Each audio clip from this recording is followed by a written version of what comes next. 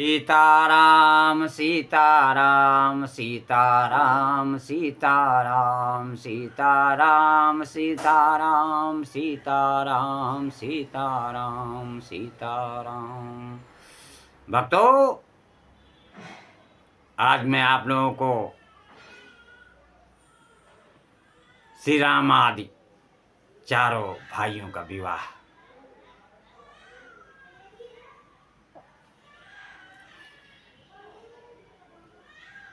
श्री वाल्मीकि ऋषि जी द्वारा रचित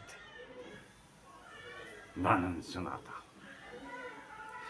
राजा दशरथ ने जिस दिन अपने पुत्रों के विवाह निमित्त उत्तम गोदान किया, उसी दिन भरत के सगे मामा केकई राजकुमार वीर युधाजित वहां आ पहुंचे। उन्होंने महाराज का दर्शन करके कुशल मंगल पूछा और इस प्रकार कहा, रघुनंदन, केकई देश के महाराज ने बड़े स्नेह के साथ आपका कुशल समाचार पूछा है और आप भी हमारे यहाँ की जिन जिन लोगों की कुशल वार्ता जानना चाहते होंगे, वे सब इस समय स्वस्थ और सानंद हैं। राजेंद्र, कैकेयी नरेश मेरे भांजे भरत को देखना चाहते हैं, अतः इन्हें लेने के लिए ही मैं अयोध्या आया। परंतु पृथ्वीनाथ, अयोध्या में वह सुनकर कि आपके सभी पुत्र विवाह के लिए आपके साथ मिथिला पधारे हैं, वे इसलिए मैं तुरंत यहाँ चला आया, क्योंकि मेरे मन में अपनी बहन के बेटे को देखने की बड़ी लालसा थी। महाराज दशरथ ने अपने एक प्रिय अतिथि को उपस्थित देख बड़े सत्कार के साथ उनकी आवभगत की, क्योंकि वे सम्मान पाने के योग्य। तदंतर अपने महामनस्वी पुत्रों के साथ वह रात व्यतीत करने में वे तत्काल नरेश प्रातः काल उठे और नित्य कर्म करके ऋषियों को आगे किए जनक की यज्ञशाला में जा पहुंचे। तत्पश्चात विवाह के योग्य विजय नामक मुहूर्त आने पर दूल्हे के अनुरूप समस्त वेशभूषा से अलंकृत हुए भाइयों के साथ श्री रामचंद्र जी भी वहां आए। वे विवाह कालोचित मंगलाचार पूर्ण कर चुके थे तथा वशिष्ठ मुनियों अन्य महर्षियों को आगे करके उस मंडप में पधारे थे। उस समय भगवान वशिष्ठ ने विदेहराज जनक के पास जाकर इस प्रकार कहा, राजा दशरथो राजन कृत कौतुक मंगले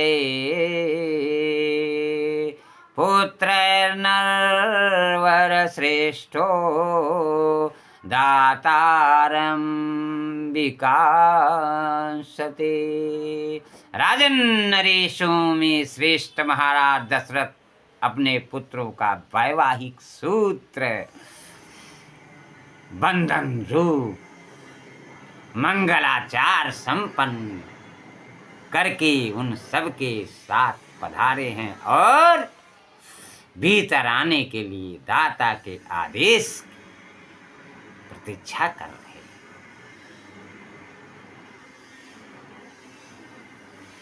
दात्र प्रतिगृहीतभ्यं सर्वार्था संभवन्ति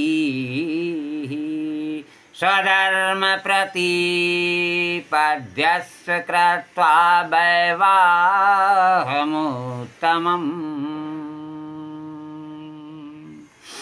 क्योंकि दाता और प्रतिग्रहीता दान ग्रहण करने वाले का संयोग होने पर ही समस्त दान धर्मों का संपादन संभव होता है। अतः आप विवाह कालोपयोगी शुभ कर्मों का अनुष्ठान करके उन्हें बुलाइए और कन्यादान रूप स्वधर्म का पालन कीजिए।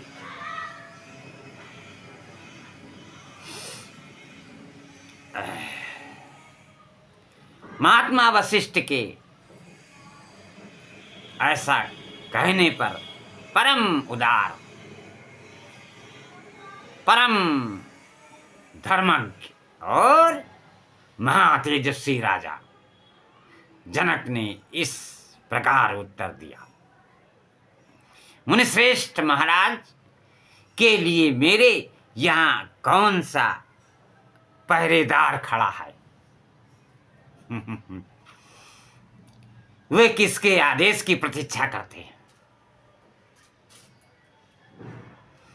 अपने घर में आने के लिए कैसा सोच विचार है? यह जैसे मेरा राज्य है वैसे ही आपका है। मेरी कन्याओं का वैवाहिक सूत्र बंधन रूप मंगल कृत्य संपन्न हो चुका है।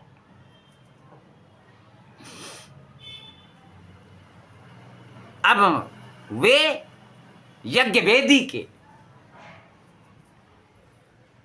पास आकर बैठी और अग्नि की प्रज्वलित शिखाओं के समान प्रकाशित हो रहे।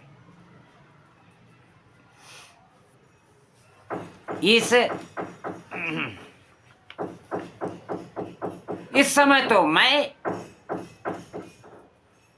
आपकी ही प्रतीक्षा में वेदी पर बैठा हूं। आप निर्विघ्नता पूर्वक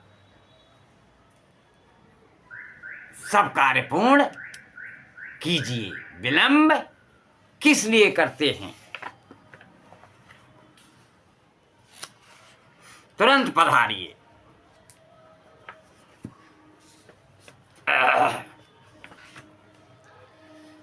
वशिष्ठ जी के मुख से राजा जनक की कही हुई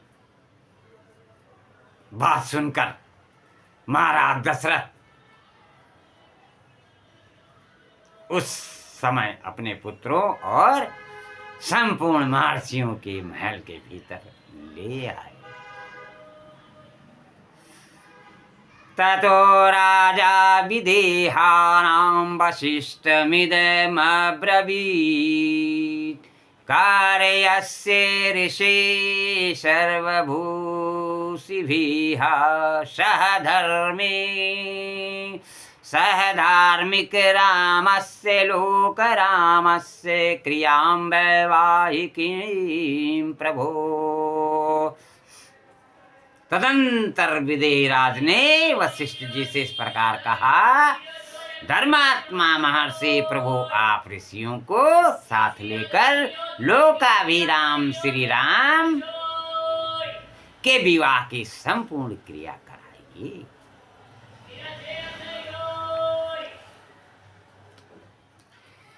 तब जनक जी से बहुत अच्छा कहकर महाप तपस्वी भगवान वशिष्ठ मुनि ने विश्वामित्र और धर्मात्मा सदानंद जी की सतानंद जी को आगे करके विवाह मंडप के मध्य भाग में विधि पूर्वक वेदी बनाया और गंध तथा फूलों के द्वारा उसे चारों ओर से सुंदर रूप से सजाया। साथ ही बहुत सी स्वर्ण पलिकाएं यव के अंकुरों से युक्त विचित्र कलश अंकुर जमाए हुए सकोरे धूप युक्त धूप पत्र धूप युक्त धूप पत्र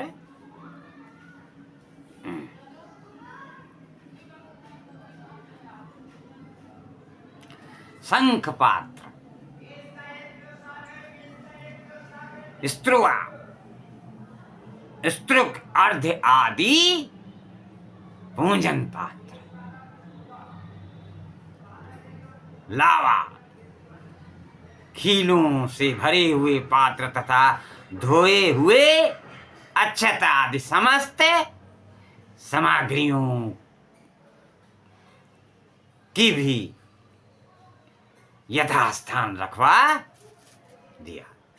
तत्पश्चात महातेजस्वी मुनिवर वशिष्ठ जी ने बराबर बराबर कुशों को वेदी के चारों ओर बिछाकर मंत्रोच्चारण करते हुए विधि पूर्वक अग्नि स्थापन किया और विधि को प्रधानता देते हुए मंत्र पाठ पूर्वक प्रज्वलित अग्नि में हवन किया। तदंतर राजा जनक ने सब प्रकार के आभूषणों से विभूषित सीता को ले आकर अग्नि के समक्ष श्री रामचंद्र जी के सामने बिठा दिया और माता कौशल्या का आनंद बढ़ाने वाले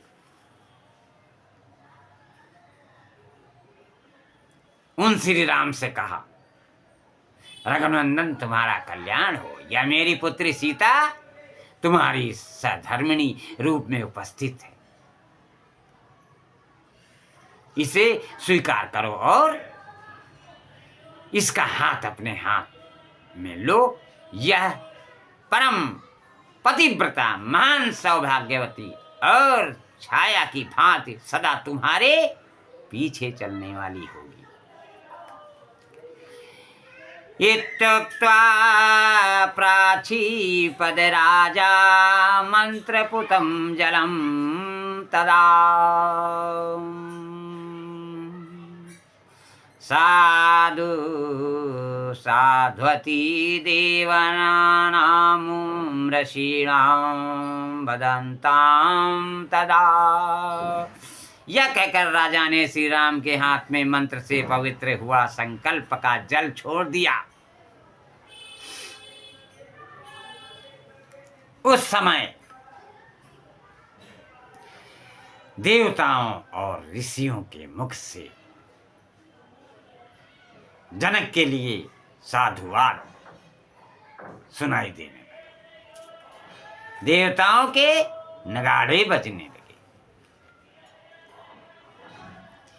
और आकाश में फूलों के बड़ी भारी वर्षा प्रारंभ हो गई। इस प्रकार मंत्र और संकल्प के जल के साथ अपनी पुत्री सीता का दान करके हर समय हुए राजा जनक ने लक्ष्मण से कहा, लक्ष्मण तुम्हारा कल्याण हो, आओ मैं उर्मिला को तुम्हारी सेवा में दे रहा हूं, इसे स्वीकार करो, इसका हाथ अपने हाथ में लो, इसमें विलंब नहीं होना चाहिए।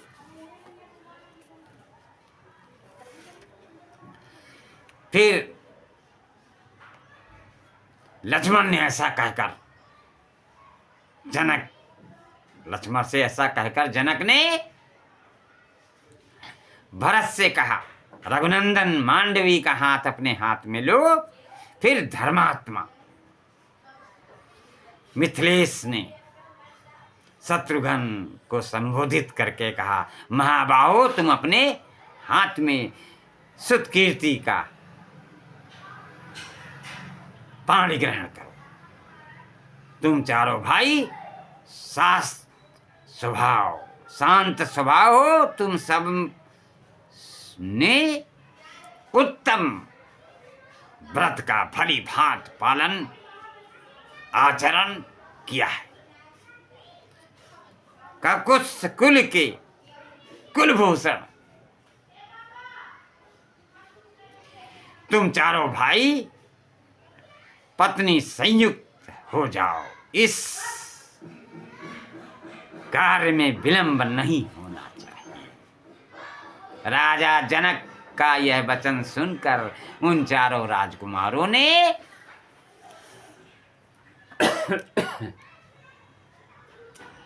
चारों राजकुमारियों के हाथ अपने अपने हाथ में लिए। फिर वशिष्ठ जी की सम्मति से उन रघुकुल रत्न महामनस्वी राजकुमारों ने अपनी अपनी पत्नी के साथ अग्निवेदी राजा दशरथ तथा ऋषि मुनियों की परिक्रमा की और वेदोक्त विधि के अनुसार वैवाहिक कार्य पूर्ण किया। उस समय आकाश में फूलों की भारी वर्षा हुई जो सुहावनी लगती थी। दिव्य दुंदुभियों का गंभीर ध्वनि, दिव्य गीतों के मनोहर शब्द और दिव्य वाद्यों के मधुर घोष के साथ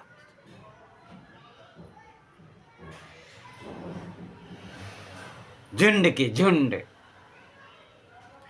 अप्सराएं नृत्य करने लगी और गंधर्व मधुर गीत गाने लगे।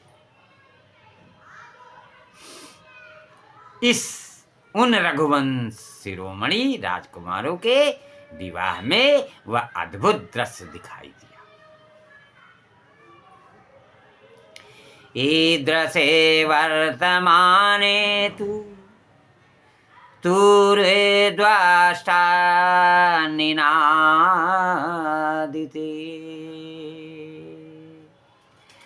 त्रिरग्निते परिक्रम्य उर्वार्यामहो यशः। शहनाई आदि बाजों के मधुर घोष से गूंजते हुए उस वर्तमान विवाहोत्सव में उन महातेजस्वी राजकुमारों ने अग्नि की 3 बार परिक्रमा करके पत्नियों को स्वीकार करते हुए विवाह कर्म संपन्न किया।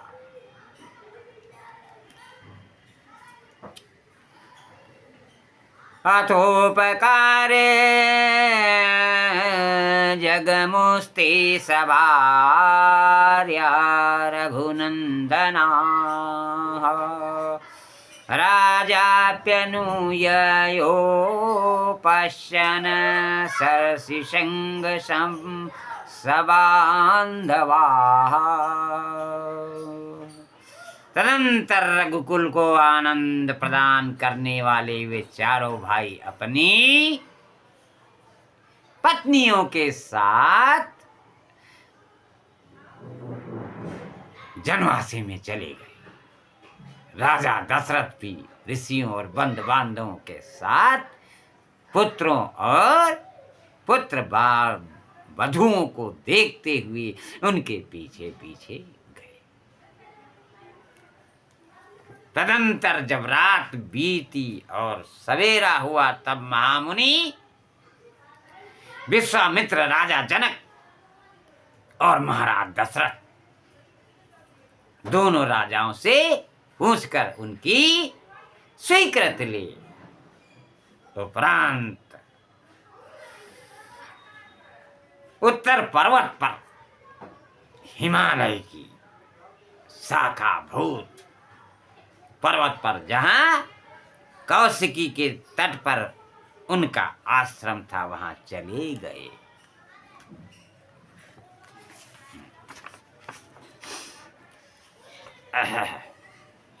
विश्वामित्र के चले जाने पर महाराज दशरथ भी विदेह राज मिथिला नरेश से अनुमति लेकर ही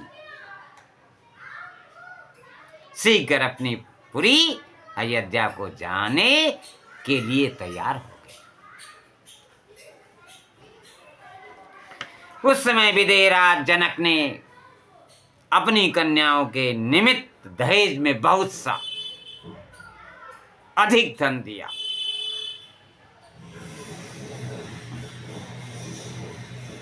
उन मिथिला नरेश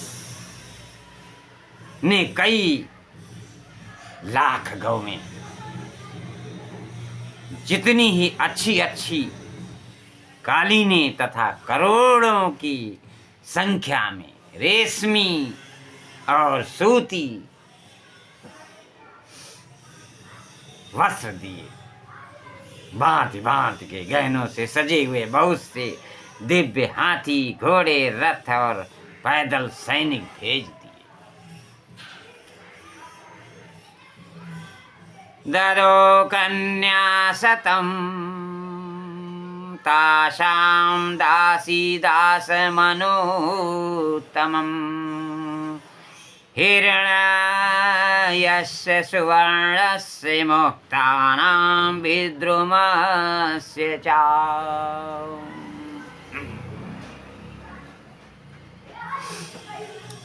अपनी पुत्रियों के लिए सहेली के रूप में उन्होंने 100 कन्याएं तथा उत्तम दास दासियां अर्पित की।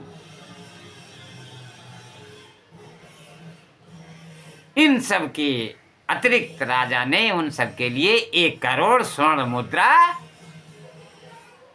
रजत मुद्रा, मोती तथा मूंगे भी दी। इस प्रकार मिथिलापति राजा जनक ने बड़े हर्ष के साथ उत्तमोत्तम कन्या धन दहेज दिया। नाना प्रकार की वस्तुएं दहेज में देकर महाराज दशरथ की आज्ञा ले वे पुनः मिथिला नगर के भीतर अपने महल में लौट आए।